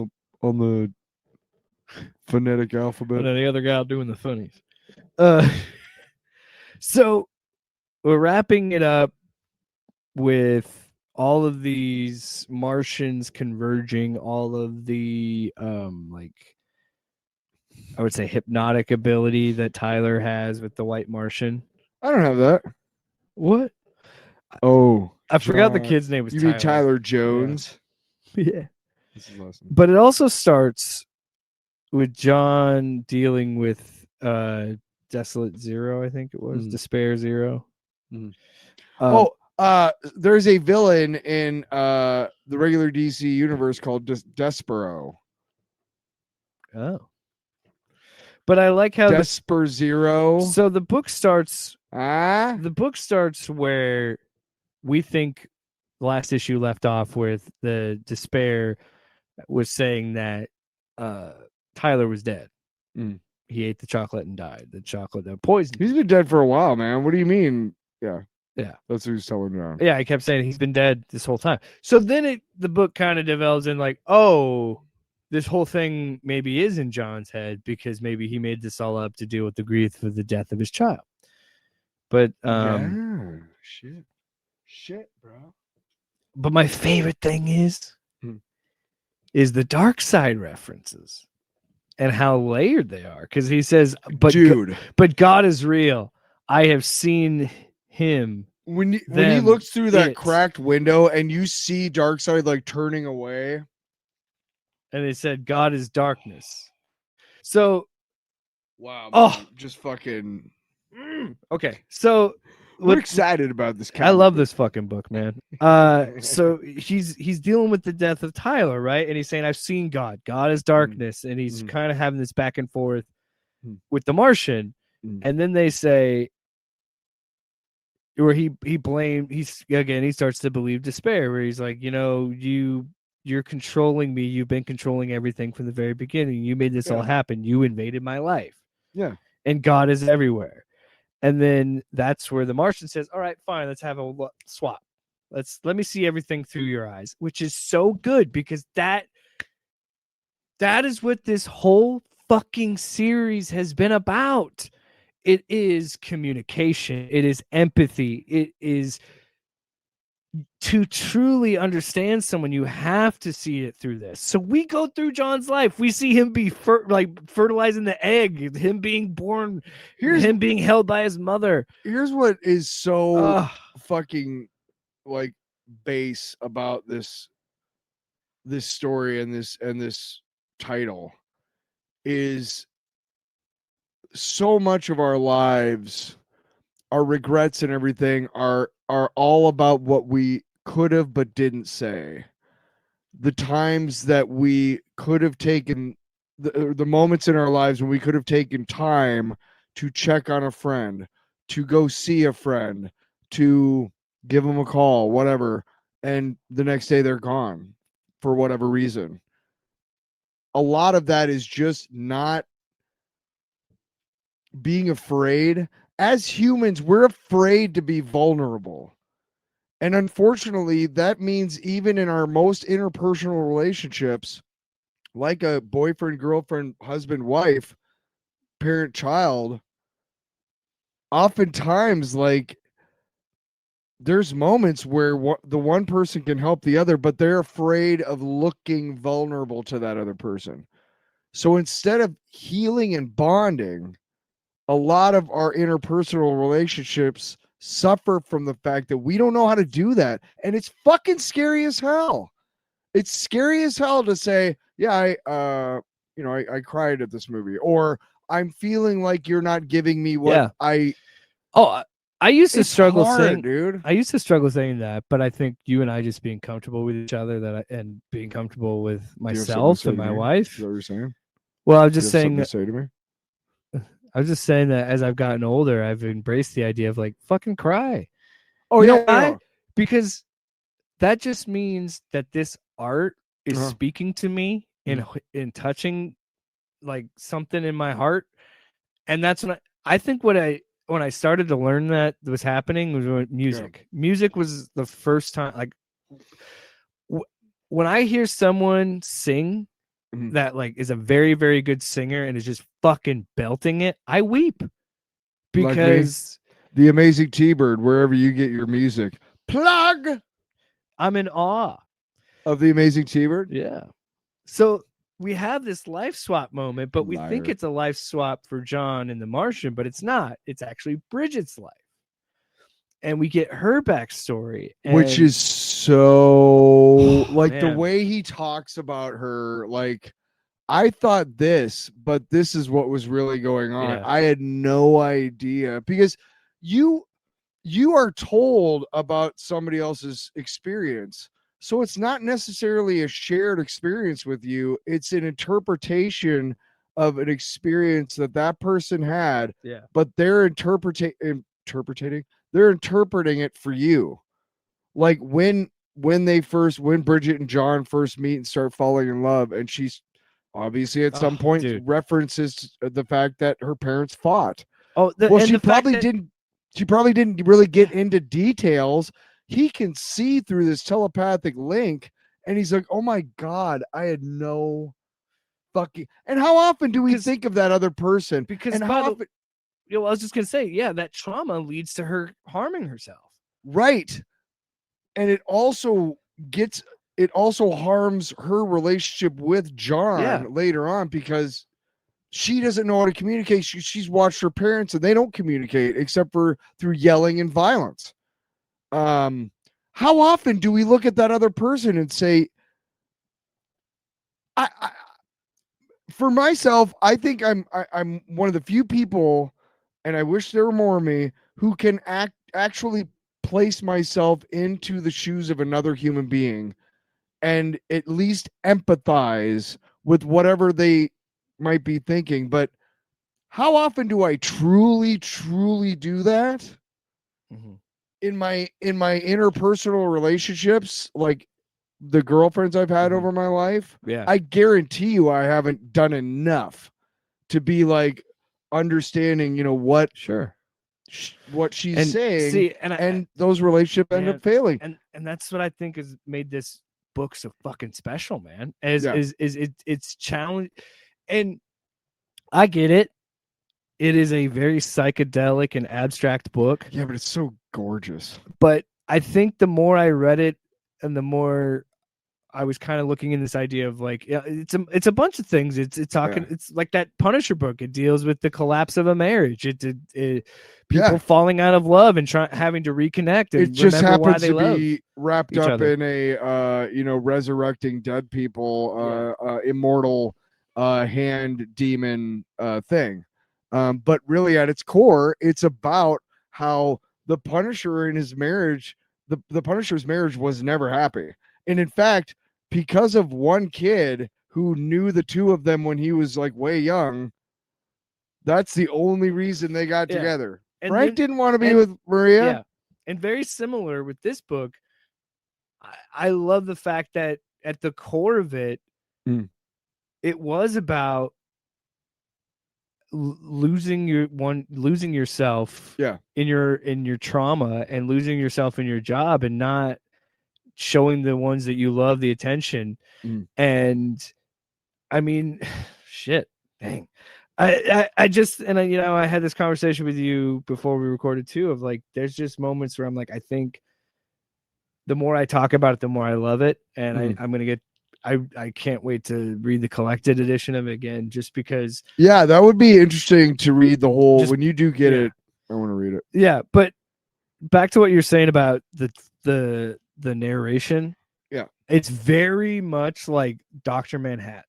Yeah. Very much like that. Reminds me of that, where it's like, yeah, finally, freedom, college, time to redefine herself. The chaos of her household gives her an appreciation for rules, structure, predictability. Yeah. And then, like, just like in Criminal Justice 111, she sees a serious-looking redhead staring at her and making faces. He sees himself through her eyes. It's like, God, that's so fucking cool. And then, but then it does this, where it's like outside, the Martian is scared. He's trying to hold together the fabric of reality. And then, like, oh, here's Batman. Yeah. Trauma makes us do. Oh, yes. I love that they referenced the other, like, The characters. Justice League. Yeah. Thank you. I was gonna say, I'm like, if you don't link this to goddamn absolute Batman, I'm gonna be pissed. Yeah. Damn it. And then, yeah, just shit that where it hit me on a personal level. I can feel John's desperate hope that his father will get to hold Tyler just once, but he won't. He'll die 3 days before delivery. My dad never got to meet my son. So that hits close. And funny enough, that's not the part I wept when I read it the first time. Now I'm crying for a different reason. But man, as a parent, when they get into the flashbacks with Tyler, that's a rough read, because As a parent, it's very hard to forgive yourself. Because if you're a good parent, you hold yourself to a certain standard. And when you don't meet that standard, you feel like you're not living up to your potential. But in reality, the kid may not even know that. And you got to give yourself grace. You're a human being. And that's also what this book is about, man. And it's also about how easy despair can take over your life. You and I have had long discussions about our depression and anxiety and things like that. So, yeah, and this book at its core is about mental health, and it's about communication and about imploring you to see things through other people's eyes. Yes. So while the white Martian is fighting the Martian, I wanted to show this because there's 2 pages back to back that I'm like, geez, man, these dudes were cooking. I'm gonna pull it up here, but it's when we see a dual shot of Bridget and John, and we see they're kind of like mind synced. Yeah. Because he's still seeing her visions. And I put it in the chat or put it in the thing, but it's just like that's why we moved to Middleton in the first place, to help Tyler, and that's where we keep seeing again where 2 people are in love and they have a child where their minds merge and everything has to be done for that child because sorry, it hadn't shown up yet. Let me pull it up for you. We're figuring shit out. There you go. Cool. But yeah, this right here, you know what we're talking about with this? Next time, what we're gonna do is we're gonna preload this shit beforehand. I had it ready and I failed you. Damn it! And dude, there's where if you hold it to, it's funny because the way that it's printed is like if you were to take out the staples and somehow unfold it, they would they sync perfectly. Oh, if you look through it, the light. That angle, the one I'm showing of Bridget, and then I shared the other one, which is the one on the next side of the page, which is John. Yeah. Which, by the way, I can't wait to get the trade of this to then read all the Martian mindfuck stuff. And there was in the light. There was so much. Look, when we get to the final issue that we're going to be talking, or the final book we're going to be talking about tonight, this is, maybe not for me, this book, but there were many things about this book, like the Martian mindfucker, like things, you hold it up to the mirror or to a light so you can see, like, a special message from whatever. Yeah. And there's even a moment. Deadman is what we're going to talk about later. This book had a lot of moments in it that I was like, this is what makes comic books great. Maybe it doesn't land every time, but taking chances. I'm sorry, I got the burps. Jesus. Maybe it's because I drink Coca-Cola 17 hours every day. So that my favorite part of the book, and this is the part that made me cry, is when John finally embraces the Martian vision, and then holy shit, they just change art styles and like the yellow and the white and the Martian the blue vision just comes. So this is where John gets full consciousness upgrade, anti-life degradation halted. So by the way, while this deep character story shit is happening, Darkseid is just kind of looking like, what's the White Martian trying to do with my universe? And he's like, oh, White Martian is anti-life and all this other shit. The next page, that's where I cried. Because the book, doing its job, is making me see Bridget the way John sees her. And I've seen my wife look like that. And I wept because I'm like, it's such a beautiful way to look at this. Because while the first couple panels are sad, the next 2 panels, it turns that sadness into a smile. And it's like despair. I should have known, but I didn't. She did. Despair is a transitory state, not a fundamental force with help. Something better is possible. like the community found in the funeral for a friend, the mother who lost a son listening to his donated heartbeat in another chest, the messy divorce that leads to healthy relationships and successful co-parenting, the lonely man's renewed desire to live following a failed suicide attempt, the painful beauty of a poem. With help, despair becomes delight. And I've been fortunate. I've had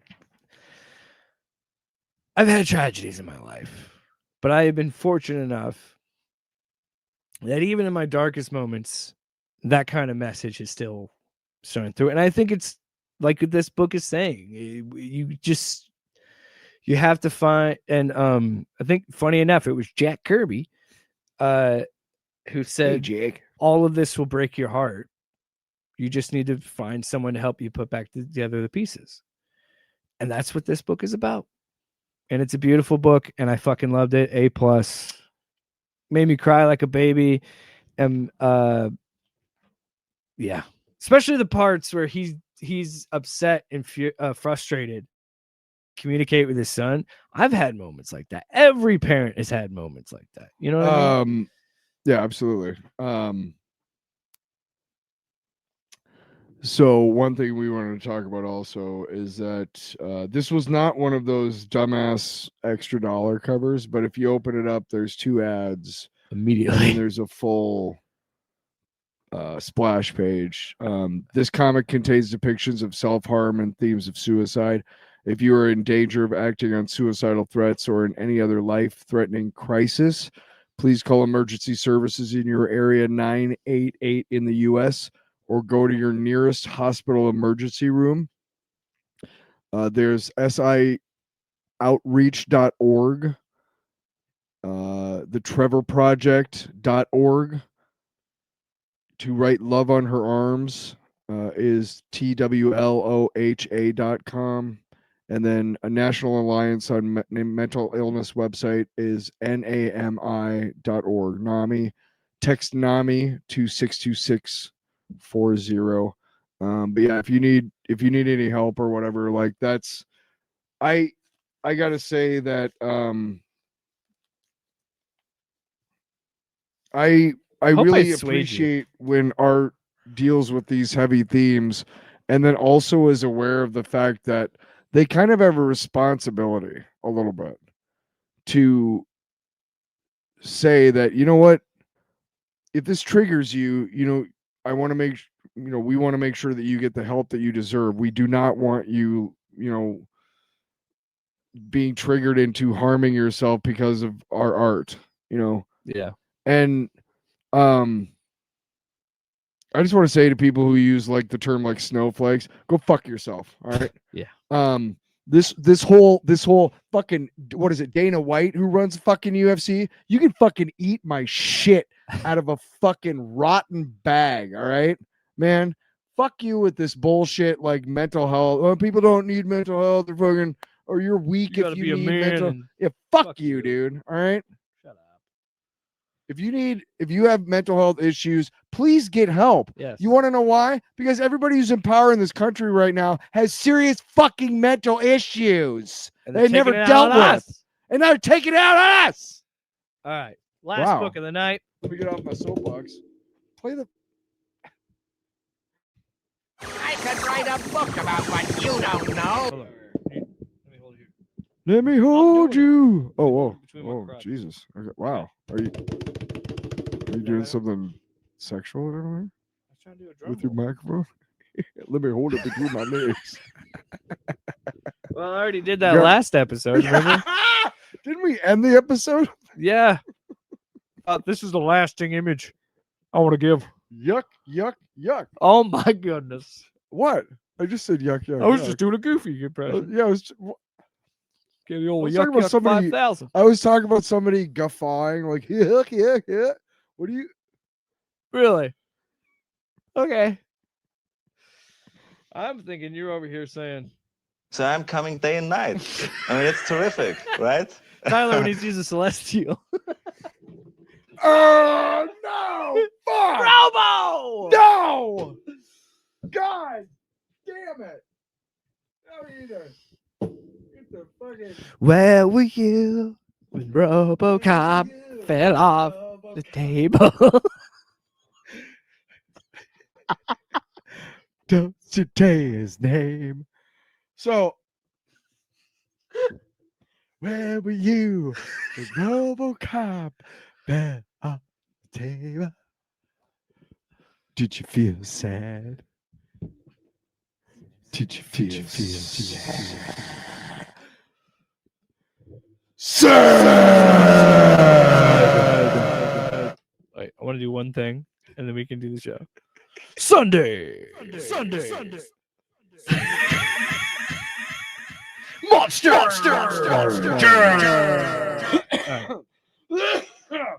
I get out. So I Where were you?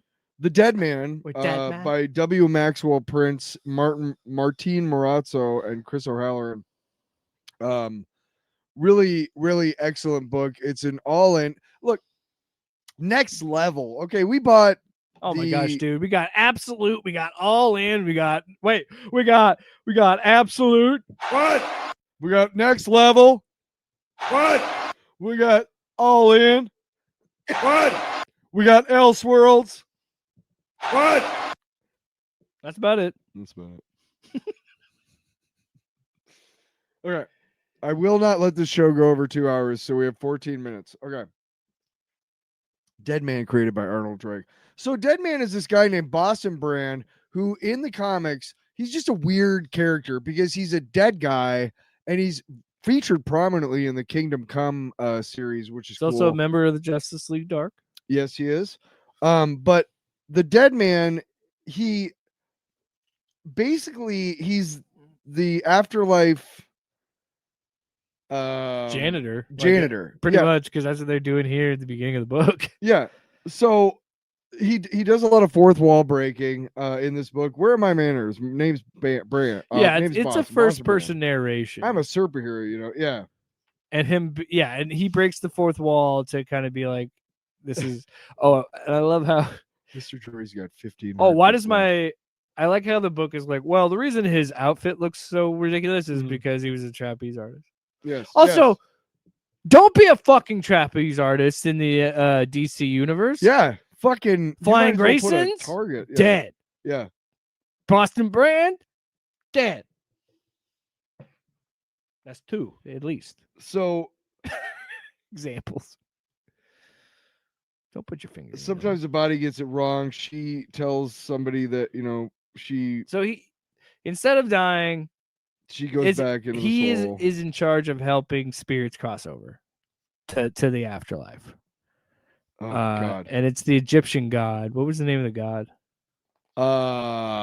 Shit. She's in the first or the second. Ramakrishna. Ramakrishna is the one who gives him his abilities to be the dead man. So now he's got this weird villain, chirp, tweet. I'm a spring chicken that's just tapped. Oh, it's this demon, yeah.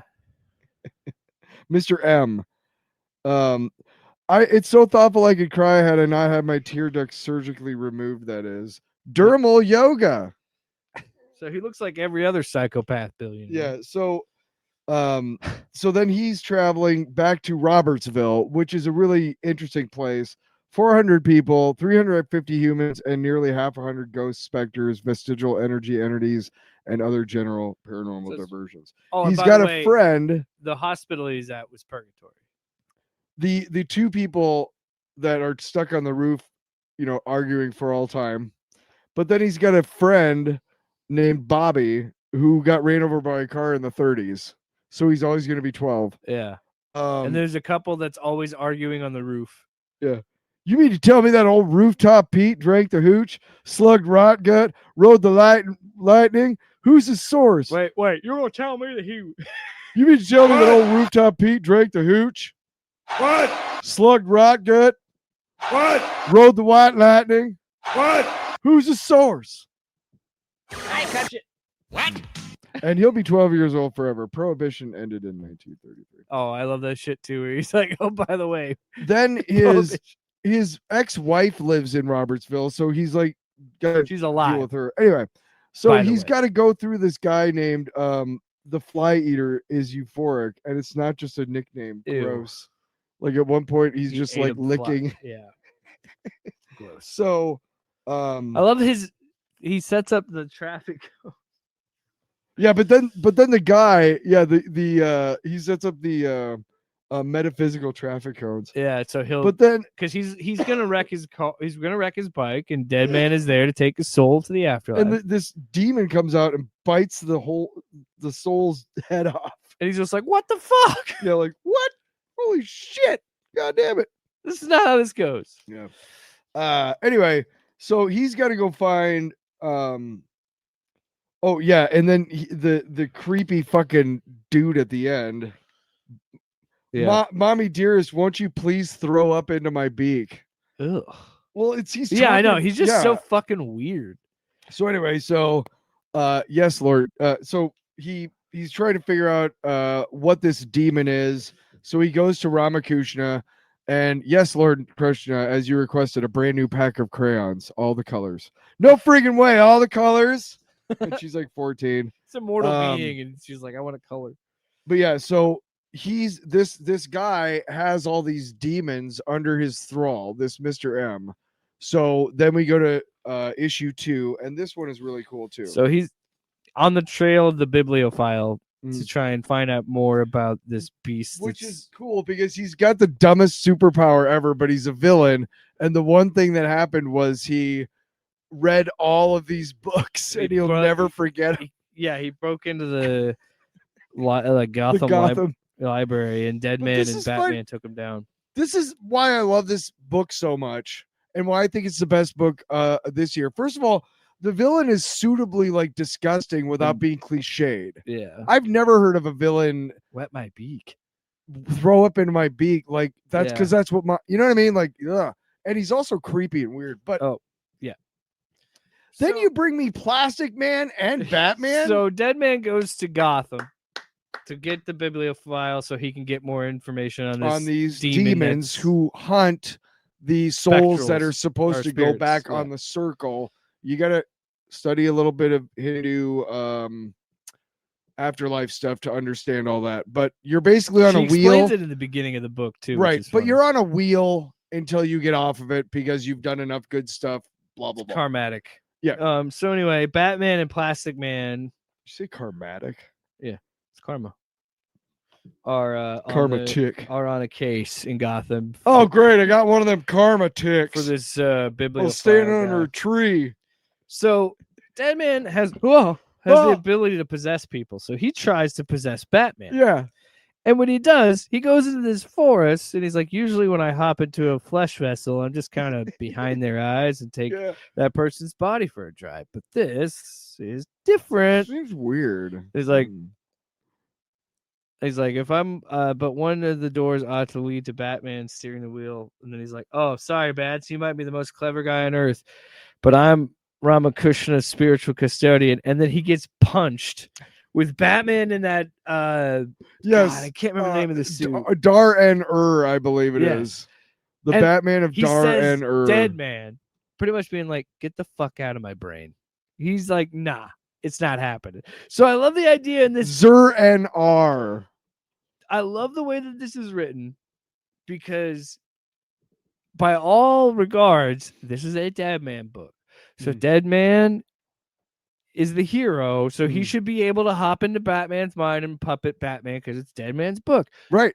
But even the writer was funny and within character for him to be like, no. Bruce has complete control over this. He's got some. He's worked with Deadman in the past, so he's like, no, Right. bitch.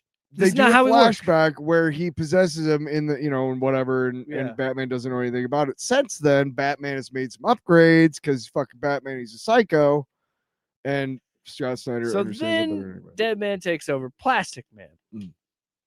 And that leads to where they need to go. They fight Mr. Bloom. You just Well, kill- Batman is like, then he puts on the. Did you go through the goggles? Yeah, it He comes ma- up he- after this. He's So like, I had Plastic Man the gets people at cut. Wayne Enterprises. Dude, make Plastic Man gets spectrum- cut, and then the voice that said the fucking bad guy, Mr. Bloom, says, "Just kill the elongated man." And even before he goes, "I'm the elongated." Plastic The Plastic Man, yeah. So then Batman shows up with a Because spectral... Plastic Man is a fucking nut job Straight straight out of Paul Verhoeven's Hollow Man, fucking Batman shows up with spectral goggles because he's Batman. And you know what? The tone of this book is very humorous and it's in character that Yes. I'm all along for the ride and it's fun. Yeah. And that's what makes this book enjoyable. So they fight the balloon monster, they destroy it, and then Deadman gets the news of what he finally figures out that he has to go to hell, basically. Let me see it. Well, we got 5 minutes. Yeah, ready yourself for a journey to the underworld. Yeah. She tells and Rama it's got a preview of Clayface Celebrity Dirt, which is really cool. You already read it. I read it today. All right, yesterday. everybody.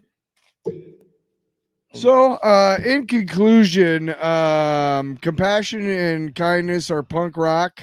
Being a trillionaire, sociopath, right wing, double is go fuck yourself. And what else? Remember how?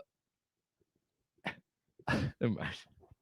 What I will say is this: fucking pronouns. Shit. Who is that We should again? end it on a sounder. You're right. You ever hear of a blade job? Blade job. Oh yeah, right. Are you trying to get me to I'm end trying it? to get you to end the show. Oh, okay. I'll eat your ass. $1 million, bitch.